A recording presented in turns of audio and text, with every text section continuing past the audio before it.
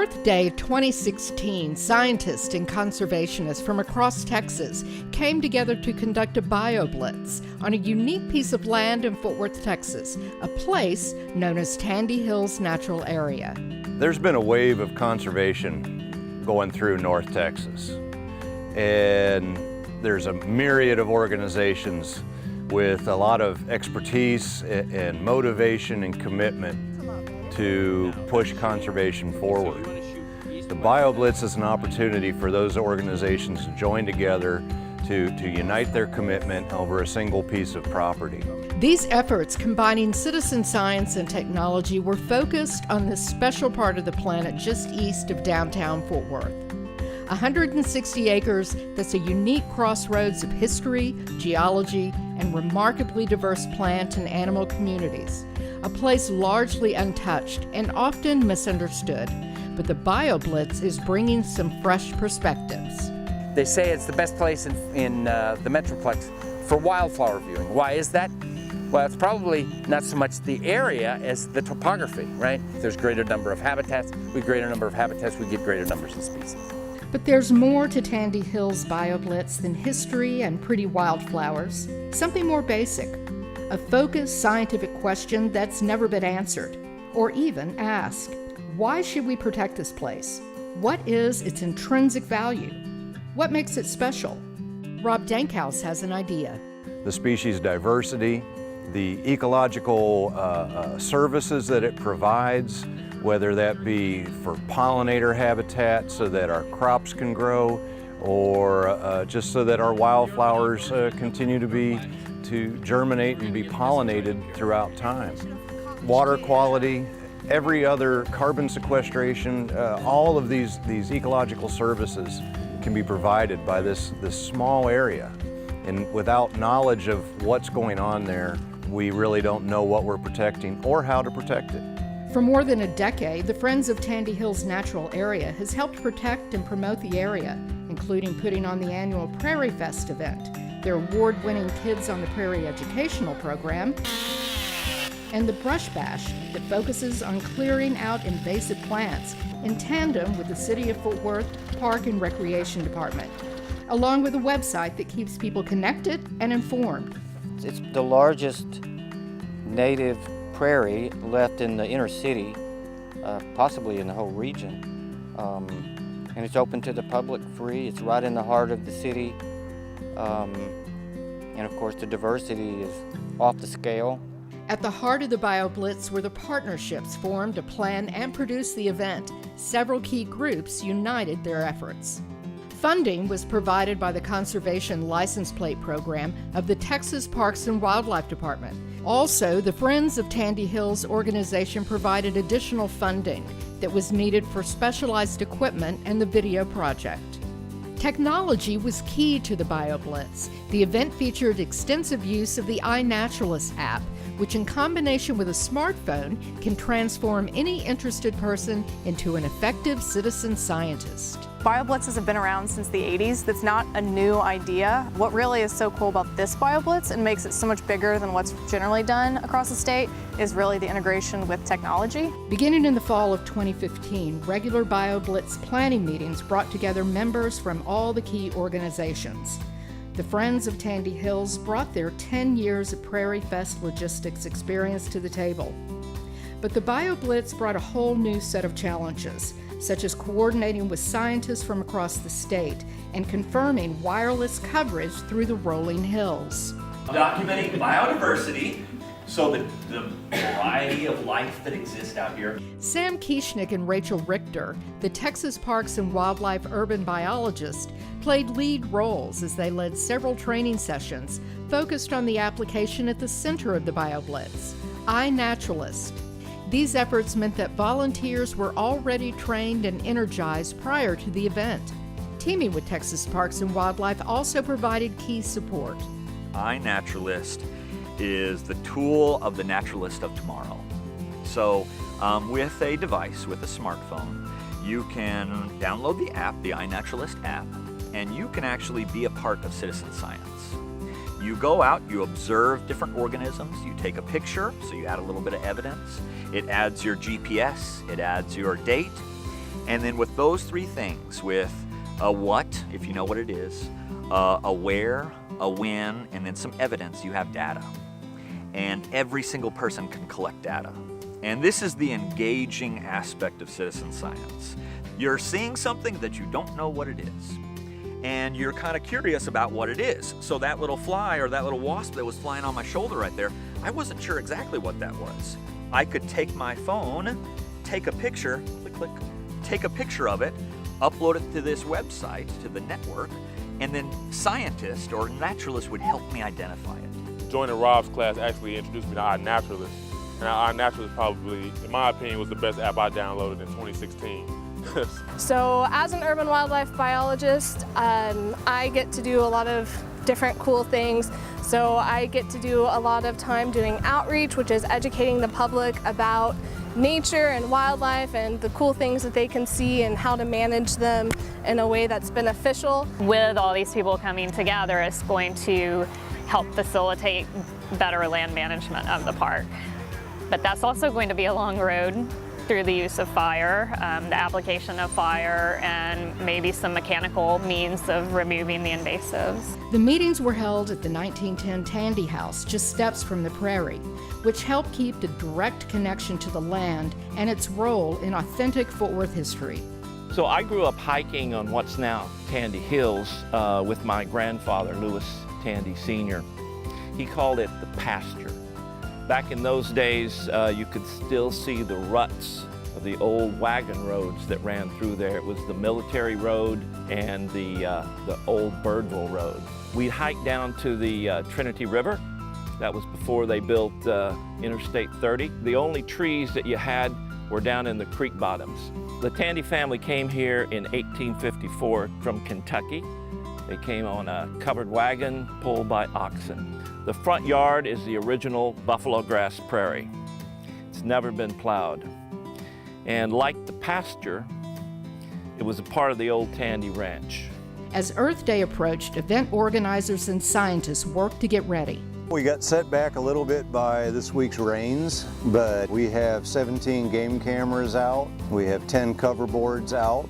We have a small mammal trap line of probably 50 traps going out right now. We've been gathering botanical information all week long. We're actually doing pretty good. Mist nets, they're made out of nylon. We check them every 20 minutes or so. When we find the birds, we basically extract them by determining which way they came into the net and reverse that process and pull them out. Then take measurements and band them with a unique numbered band. Finally, Earth Day arrived. The sun was shining, scientists were all geared up, and the public turned out. Everyone found a way to participate. We have hundreds of people out here today. So the city has really learned to appreciate it, so have the citizens, and that's where we're on our mission. The old saying about think globally and act locally, festivals do a great job of introducing that concept, but the BioBlitz is the first time that we really have that opportunity for the average resident of North Central Texas to act locally. The Mist Netters were one of the groups that brought their own special magic to the BioBlitz. We got a male cardinal here, and they fight. They got strong bills, which he's doing to me now, so if I scream, that explains it. So I'm backing him out of the net, and he is a biter. Okay, got his wings free. I'm putting him in bander's grip. And you can see he's not very happy, but we're going to put a band on him and measure him and release him here quite directly, so he'll have his freedom very quickly. The bag does come down a little bit. A federal band. So it has a unique number. I'll take a wing cord measurement here. Okay. And its wing cord is 97. Put your fingers around his body. Now make a platform with this hand, set him on it, and when you're ready. Yeah, I just wanted to let you know. Every participant has brought his or her own special knowledge to the BioBlitz. Each little piece of the puzzle contributed to the big picture. I've been studying grasslands and grassland invertebrates, so grasshoppers and spiders, for over 15 years now. So I'm here to help identify this species at the Tandy Hills and try and get an inventory of the diversity of grasshoppers in this really cool place. But most people think of grasshoppers as pests, and there are a handful of species that are economic pests. But most grasshoppers aren't, and they play a really important role in the grassland. I mean, they've evolved with the grassland just like bison or any other organism that belongs here. And they can affect nutrient cycling, they can affect plant composition, and they're also really important as a food base. So all sorts of things eat grasshoppers. Birds, and grassland birds are one of the most imperiled groups of birds. Lizards, snakes, small mammals, coyotes, even fish will eat grasshoppers when they jump into the river. So they're a really important base, a food base in the food web. A real big technology piece is honestly just all of the technology we're using today while we're actually at the BioBlitz. Bafna purchased this microscope that is amazing and can blow the mites on a dragonfly up to being 4 or 5 inches on the screen, and so everyone can see it. This is an incredible place with an incredible diversity. Now, with the new iNaturalist program on the internet, which was not around when I was starting, you can put what you see like this, and it will be on this afternoon or tonight, that will be on iNaturalist, and people will say, I didn't know that species existed in Texas. And we know almost nothing about the fungi of north central Texas. So having a resource like this is absolutely amazing. The big deal is no fungi, no prairie, no trees, no plants. So everything that we look around us have fungi associated with their roots. That's really important in recycling nutrients and transferring nutrients from the soil as well as water to all these trees, grasses, forbs. Absolutely critical organisms for the life cycle of all these plants and trees.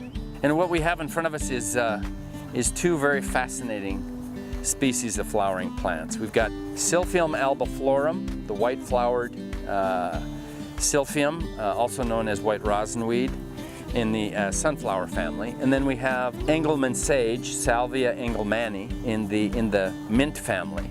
And what makes these two species so fascinating is that they're both endemics.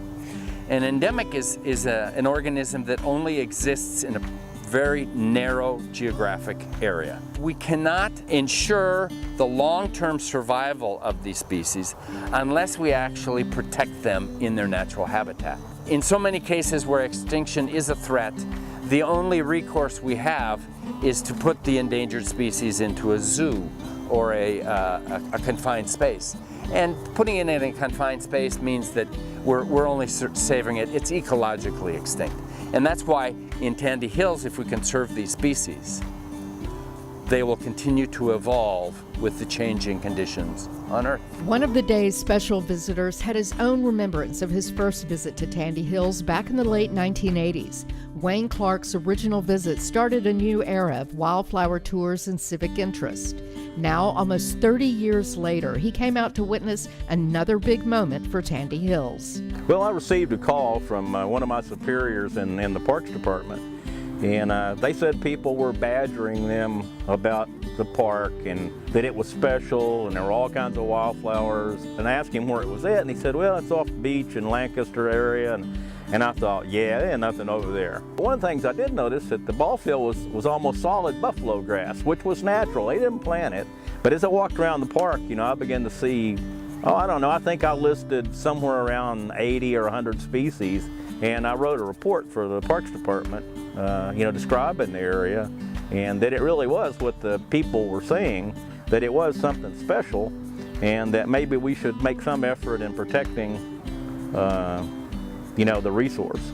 Finally, the sun went down on Earth Day, but the action continued as Sam Kieschnick guided visitors into a strange, seldom-seen world. What we're doing is we are documenting the different nocturnal insects, arachnid, arthropods that are out at night. We're using lights to lure them in. We are firsthand seeing biodiversity. You're seeing biodiversity right at your fingertips.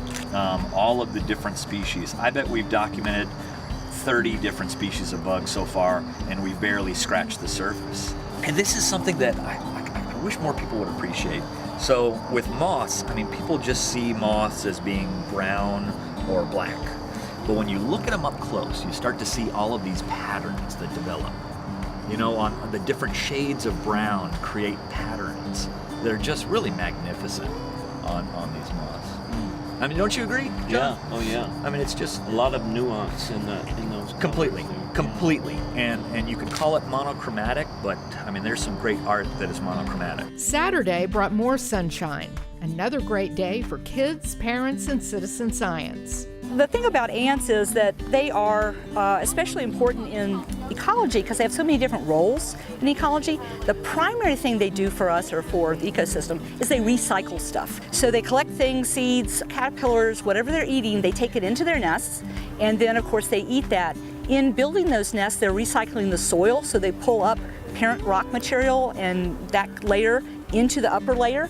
They take it out to build those nests. They're bringing organic material into the nests, so they're actually producing soil. Tandy Hills is a special place because it's home for a lot of avian species, raptors in particular, like sharp-shinned hawks, Cooper's hawks, red-tailed hawks, and they're very important because when you find those types of birds in a habitat, it's a good indication that that's a healthy habitat because if there's raptors hunting, there's food for them. It means there's plant life and insects and food for them as well. Fort Worth Mayor Betsy Price made a special appearance at the BioBlitz. She signed the mayor's Monarch Pledge and acknowledged the importance of Tandy Hills. It's great to see so many people out interested in the prairie. For us to be able to keep this is critical. If we can add to it, we will. It's important because it's representative of the natural Fort Worth that was here for years. It's still a remnant of that. My favorite thing about Tandy Hills is that it is here, that it is so rich and diverse, and that it's increasingly appreciated. What we've gotten out of the BioBlitz is the foundational knowledge that we need to preserve the property. What we've found so far shows the value of Tandy Hills. 6 to 8 endemic species survive in Tandy Hills natural area. Southern Plains bumblebee is found in Tandy Hills natural area. Knowing that we have populations of them means that we're not relegating them to a museum mount to know that they did exist. We know that they do exist, and they exist in the wild, and they're fulfilling their role in our ecosystem. Knowing that they're there provides protection for Tandy Hills because we know the value of it. 160 naturalists and citizen scientists participated in the Tandy Hills BioBlitz. They identified more than 770 species, representing 3,600 observations. Since the BioBlitz, there are more than 600 species that have been qualified as research grade status by the approval of iNaturalist members. The dust has settled on the first Tandy Hills BioBlitz, but as citizen scientists keep adding more observations, it's still picking up speed. BioBlitz will never be completed. It is an ongoing data collection service. And through iNaturalist, we're able to continue doing that using the generosity and the expertise of the community of North Texas. The BioBlitz represents a big step forward, providing clear scientific evidence that this special piece of land deserves thoughtful management, ongoing investment, and a long-term commitment so that future generations can enjoy it. By documenting Tandy Hills as a home for unique and threatened species, the BioBlitz has given us a deeper understanding of the plants and animals that cling to life here, just as they've done for millions of years. And that's something we can all appreciate.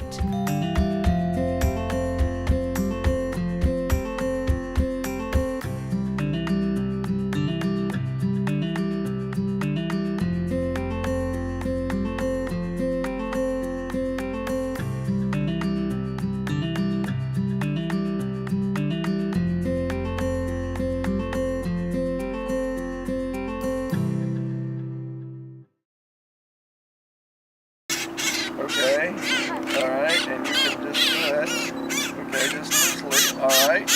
Let's turn around here. Yeah, put your other hand in the platform, just sort of set them on it, and open the top hand.